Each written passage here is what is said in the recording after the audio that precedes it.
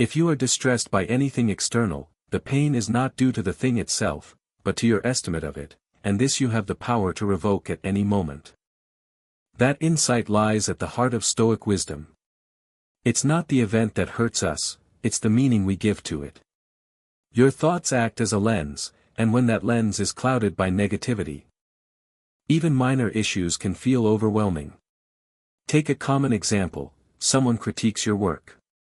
You might instantly think, "I'm not good enough," or "I'm going to fail."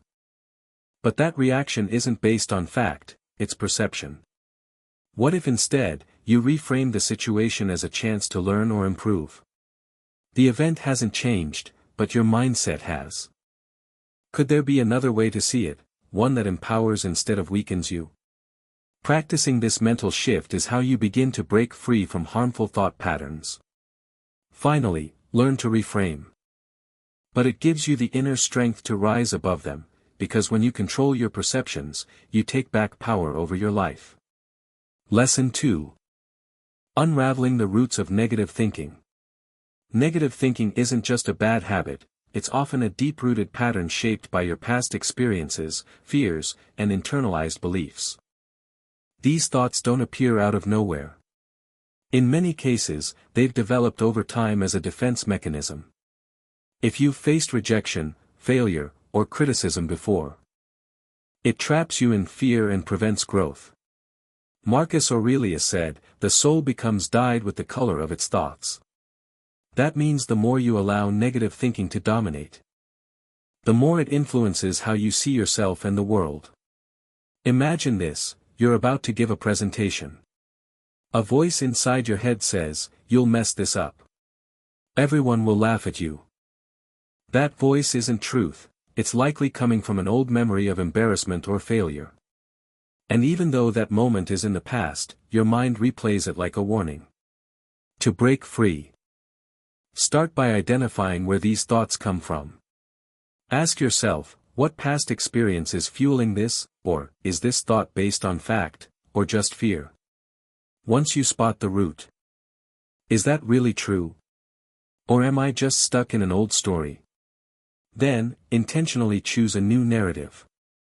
This isn't about pretending everything is perfect, it's about shifting your inner dialogue toward growth. For instance, instead of saying, "I always fail," try, "I'm learning." You reclaim your power, and that's where true change begins. Lesson 3. Renewing your mind. Negative thinking often becomes a repeating script that plays over and over in your head. Over time, these thoughts feel so familiar that they seem like reality, even when they're completely untrue.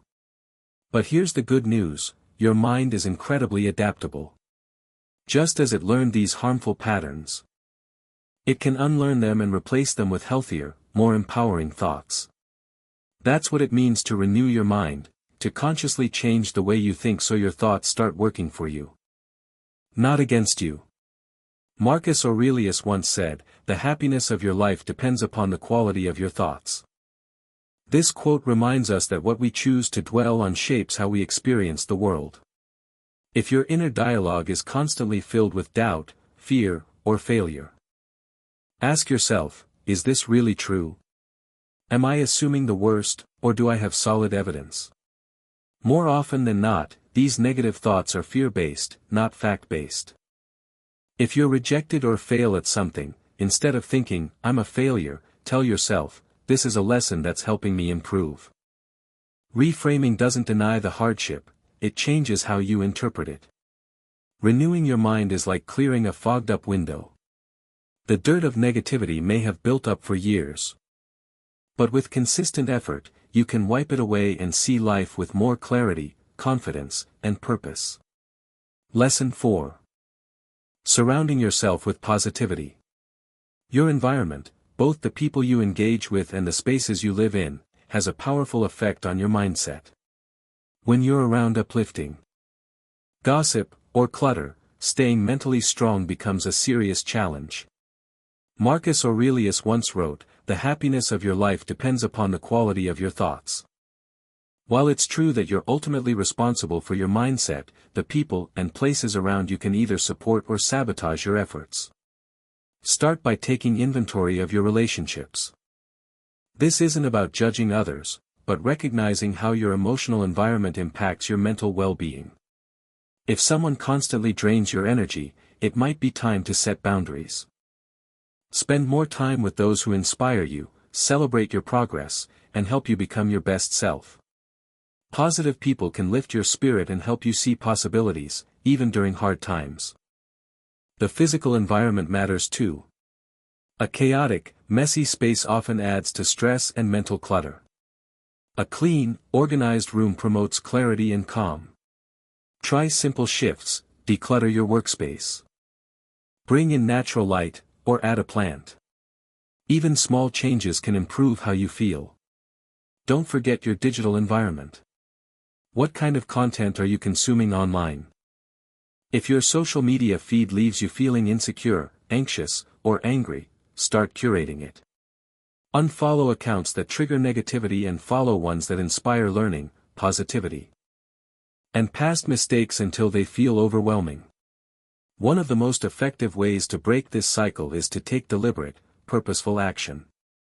Stoicism teaches us that clarity and peace come not from endless analysis, but from living in alignment with your values through action. So what does Stoic action look like? It starts with focusing on what's within your control. Many negative thoughts come from obsessing over things you can't change, like the past, other people's opinions, or future outcomes. Instead of wasting energy there, redirect your attention to what you can do right now. For example, if you're anxious about a big test or project, don't fixate on the result.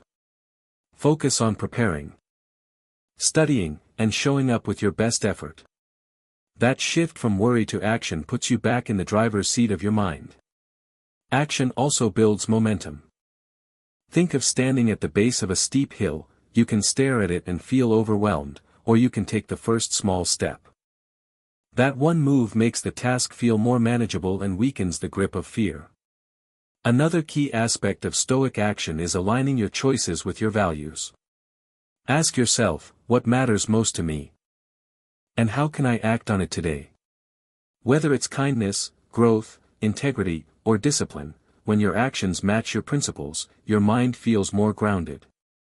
You don't have to solve everything at once. Sometimes, the most powerful move is just showing up, sending an email, starting your workout, or choosing to speak kindly. Each step chips away at self-doubt and reinforces your strength. Remember, your life isn't shaped by what you think, it's shaped by what you do.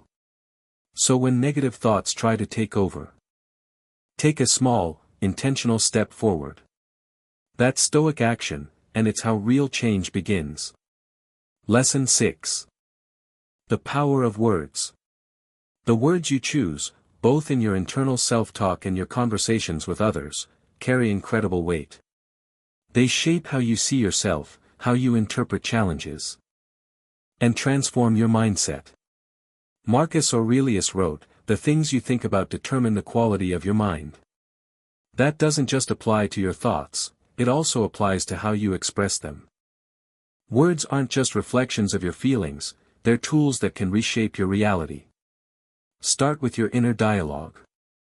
What do you tell yourself when something goes wrong?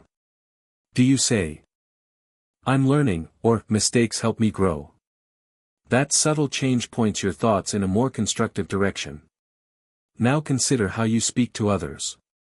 Constant complaining, gossiping, or focusing on problems doesn't just drain you, it affects everyone around you. Choose instead to speak with kindness, gratitude, and optimism. This shift improves your relationships and helps create a more positive environment. A helpful practice is using affirmations, short, powerful statements that reinforce the mindset you want. For example, "I am capable," "I am resilient," or "I am worthy of success." When repeated consistently, these words begin to shape how you see yourself. Another tool is gratitude journaling. At the end of each day, write down 3 things you're thankful for. These entries, no matter how small, train your brain to recognize the good, even in challenging times. Think of words as seeds. Each one you speak or think plants something in your mental garden.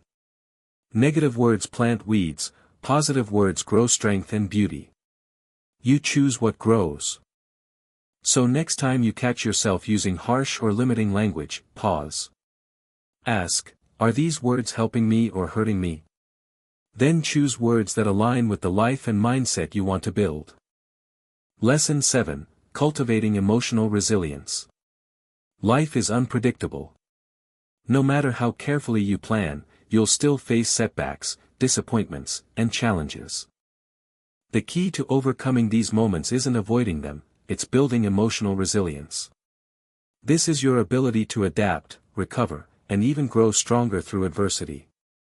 Marcus Aurelius expressed this well: you have power over your mind, not outside events. Realize this, and you will find strength. Resilience is not about pretending everything's fine. It's about responding to hardship with clarity, courage, and intention.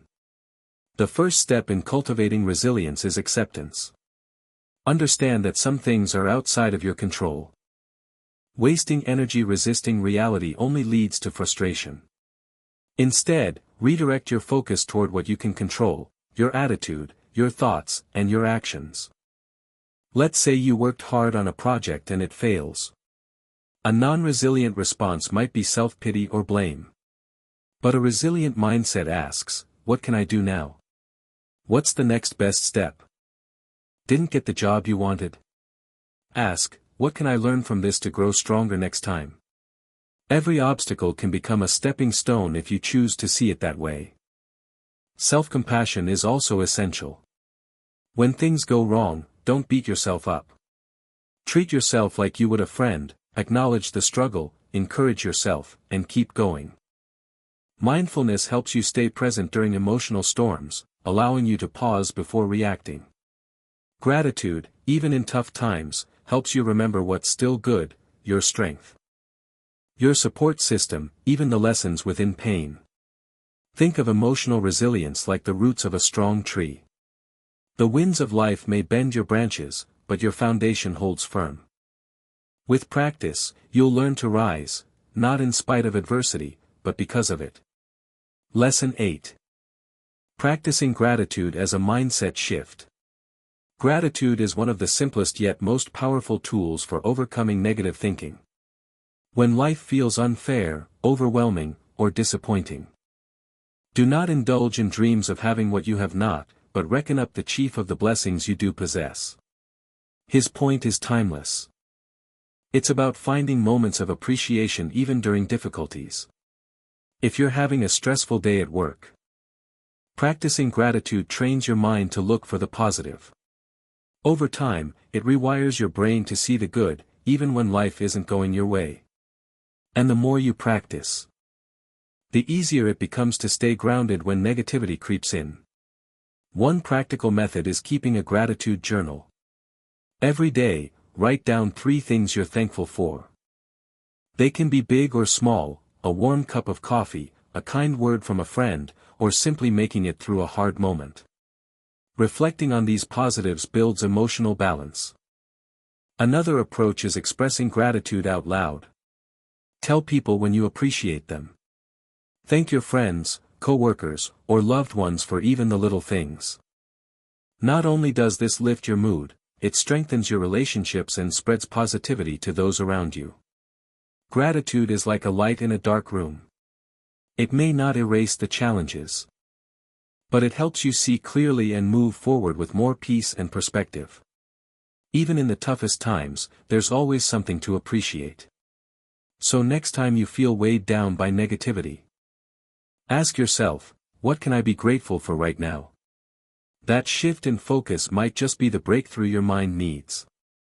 Lesson 9. Embracing impermanence. One of the most common sources of negative thinking is our resistance to change.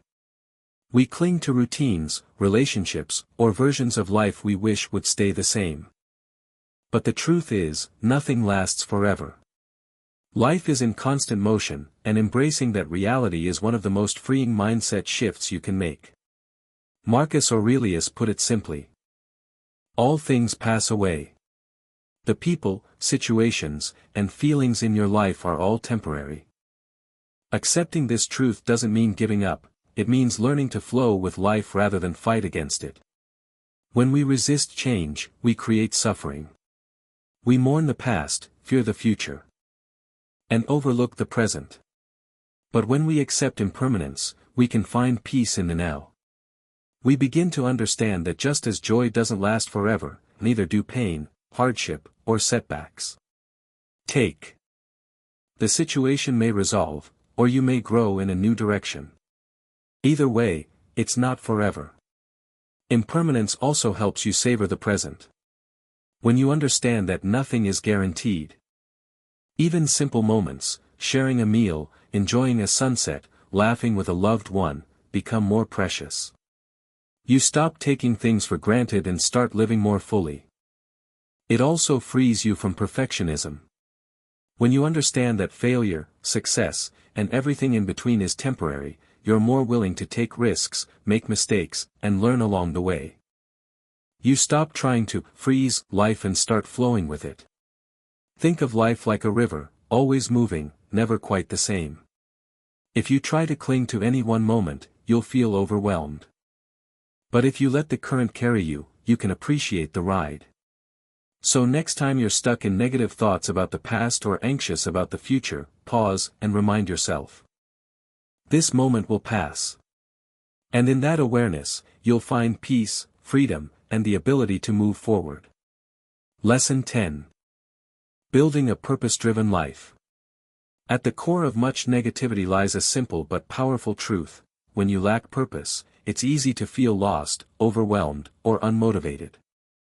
A clear sense of purpose acts like a compass. It guides your decisions, shapes your mindset, and gives meaning to your struggles. Marcus Aurelius once said, "People who labor all their lives but have no purpose to direct every thought and impulse are wasting their time, even when hard at work." In other words, staying busy isn't the same as living with intention. Without purpose, even success can feel empty. So, how do you build a purpose-driven life? It starts with asking yourself a few key questions. What truly matters to me? What kind of impact do I want to have? What values do I want to live by? Your purpose doesn't need to be grand or world-changing, it just needs to feel meaningful to you. Maybe your purpose is to be a kind, dependable friend.